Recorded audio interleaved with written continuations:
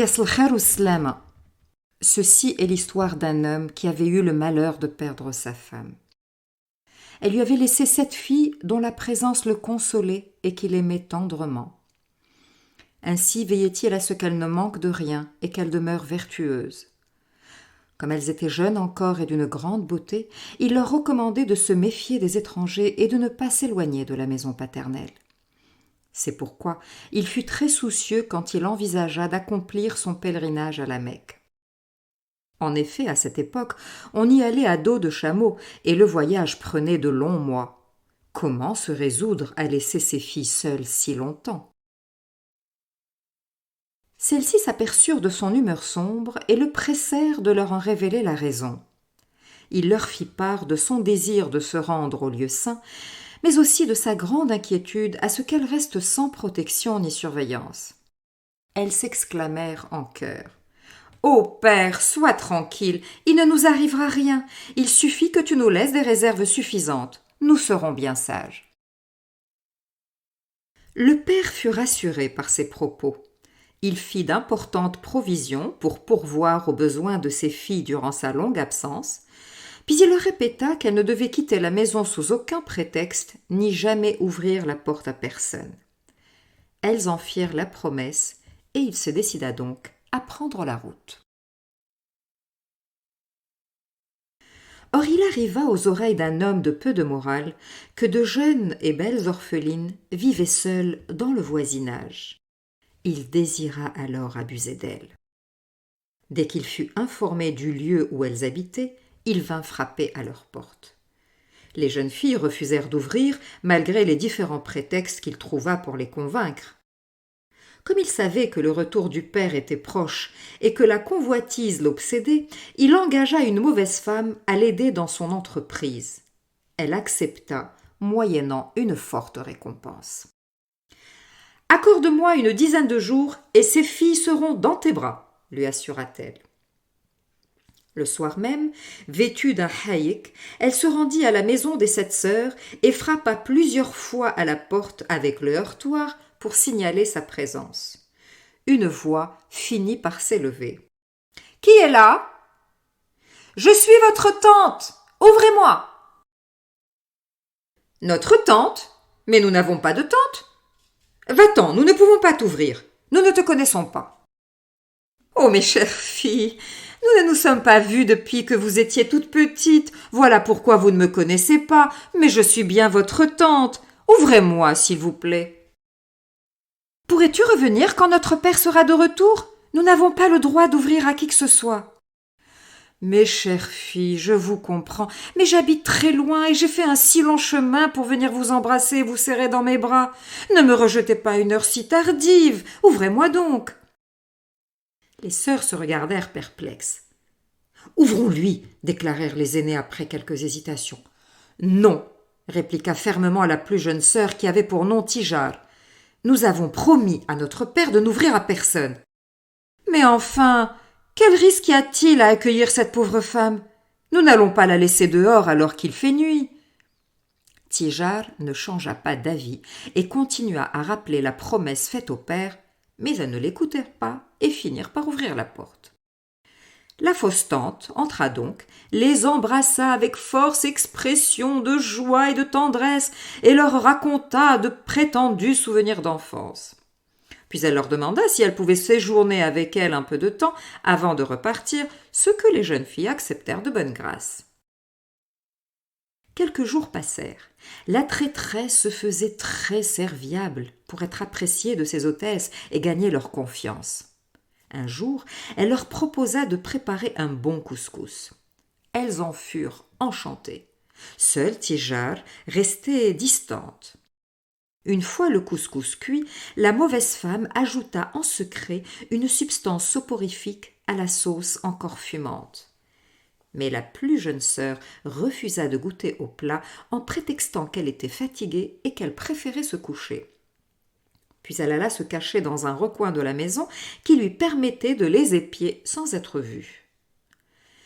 Les jeunes filles dînèrent copieusement et tombèrent très vite dans un profond sommeil.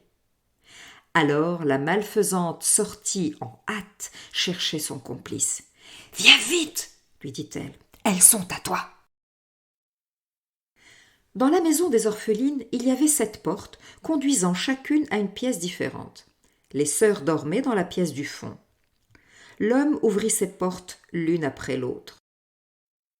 Quand il arriva à la dernière et qu'il posa les doigts sur son rebord, Tijar les lui frappa si violemment avec la lame d'un couteau qu'elle les trancha.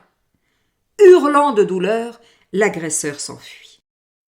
Il s'en fut rejoindre sa maléfique alliée qui lui raconta comment les choses s'étaient déroulées. C'est ainsi qu'il découvrit laquelle des sœurs l'avait mutilé et qu'il jura de se venger. Quelques semaines s'écoulèrent encore, puis le père retourna de son harassant voyage. Il fut très heureux de retrouver ses filles saines et sauves, mais aucune ne souffla mot sur ce qui s'était passé. Or, le méchant homme ruminait toujours ses projets de vengeance. Après réflexion, il lui parut évident que le seul moyen d'avoir son ennemi en son pouvoir serait de l'épouser. Il se présenta donc au père et demanda la main de la jeune fille. « Vous insistez pour la plus jeune, s'enquit ce dernier.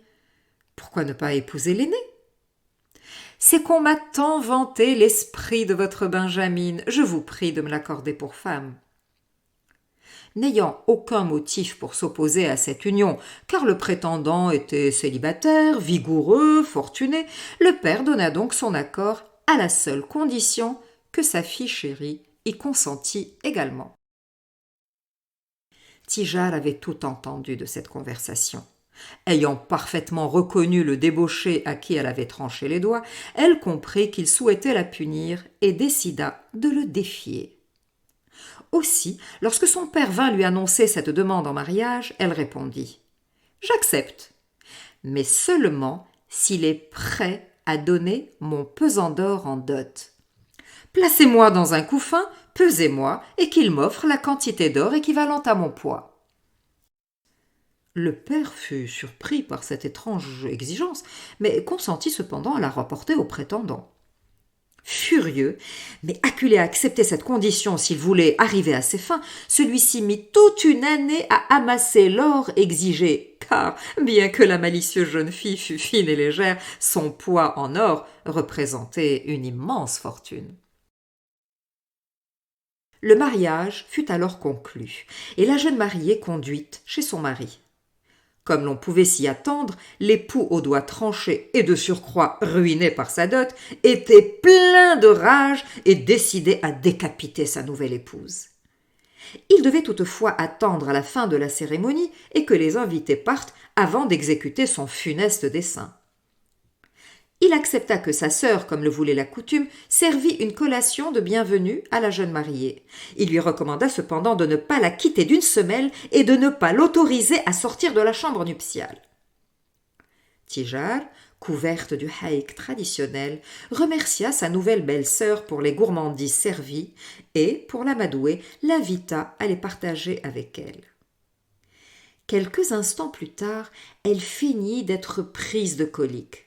« Oh, ma sœur, j'ai un besoin pressant, je vais devoir sortir pour me soulager. »« Ah non, non, non, non, mon frère va se fâcher si tu sors, tu n'as qu'à l'attendre. »« Je t'en prie, ma sœur, laisse-moi sortir, je ne peux pas attendre, et j'en ai pour quelques instants seulement. Tu n'as qu'à prendre ma place, mettre mon haïk et me donner le tien, personne ne s'apercevra de rien. » La belle-sœur hésita. « Mais si tu t'enfuyais ?»« Oh, mais je serai juste à côté, dans l'étable. Si tu veux, pour être tranquille, entoure cette corde autour de ma taille. Tiens-la fermement. Si je m'éloignais trop, tu le saurais. » Cette fois convaincue, la belle-sœur accepta. Elle se couvrit du haïk de Tijar et garda bien fermement dans sa main la corde dont celle-ci avait ceinturé sa taille. Or, une fois sortie de la pièce, la jeune mariée détacha la corde et la noua au flanc d'une chèvre, puis elle s'enfuit à vive allure. Peu de temps après, le mari entra dans la pièce et ne pouvant reconnaître le visage de sa sœur voilée, il crut qu'il s'adressait à sa femme. Il s'écria « Enfin, tu es ma prisonnière! Voilà pour t'être moquée de moi !»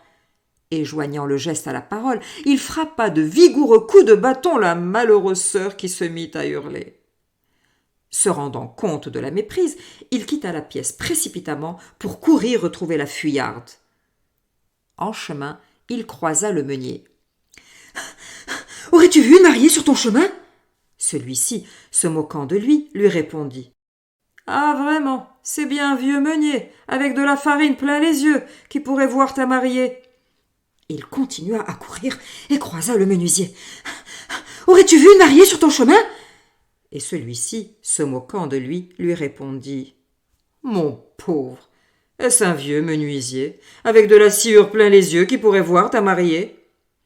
Alors il continua à courir, à chercher, à poser la même question aux passants, mais en vain. Puis il reprit ses recherches le lendemain, et des jours et des mois encore. Mais il ne put la trouver, pas même dans la maison paternelle, car Tijar, arrivé chez son père, lui avait tout raconté, et celui-ci prétendit dès lors qu'il ignorait où était sa fille. Des années passèrent. Tijar se remaria avec un homme aimant et honnête et eut de beaux enfants. Elle vécut dans un village éloigné des jours tranquilles et heureux dans sa famille. Mais son ancien agresseur la cherchait toujours, rongé par son désir de vengeance. Un jour qu'il traversait un champ, il vit une jeune servante portant un bébé sur son dos et qui cueillait les feuilles d'un figuier tout en chantant. كان جاني وراق الشجر ونربي العايل دلالة تيجار كان جاني وراق الشجر ونربي العايل دلالة تيجار. Je cueille les feuilles des chéjars et j'élève l'enfant de la latijar. Je cueille les feuilles des chéjars et j'élève l'enfant de la latijar. Alors il s'approcha d'elle. Cet enfant est à Tijar ? Oui, Sidi. Et où est sa maman ? La servante lui indiqua innocemment la maison où la mère habitait. Il rôda autour de cette demeure plusieurs jours de suite, guettant le moment où Tijar serait seul et sans défense. Le jour arriva enfin où le mari s'absenta pour un voyage. Le malfaiteur attendit jusqu'au soir afin que la maisonnée fût plongée dans le sommeil, puis il entra sans bruit et finit par trouver la jeune femme dans sa chambre. « Enfin, je peux te tuer, maudite qui m'a tant fait souffrir !» Tijar resta calme, malgré sa surprise et sa frayeur, et lui déclara « J'accepte de mourir. Mais puisque tu vas m'ôter la vie, accorde-moi de clamer 2 youyou, zagretet, de prononcer 2 fois ma profession de foi, tshihidet, et de faire 2 prosternations, rkaet. »« D'accord, répondit-il, mais dépêche-toi. » Alors elle lança 2 vigoureux youyou qui réveillèrent en sursaut toute la maisonnée et clama à voix haute « Ashhadu an la ilaha illallah wa anna sayyidina Muhammad Rasulullah » J'atteste que Dieu est unique et que Mohammed est son prophète.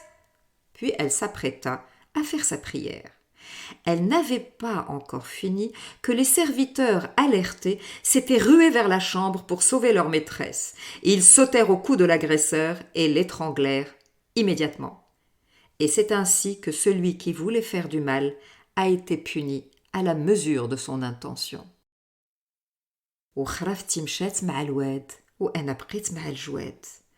Mon conte s'en est allé avec le fleuve, et moi je suis restée ici, avec les généreux.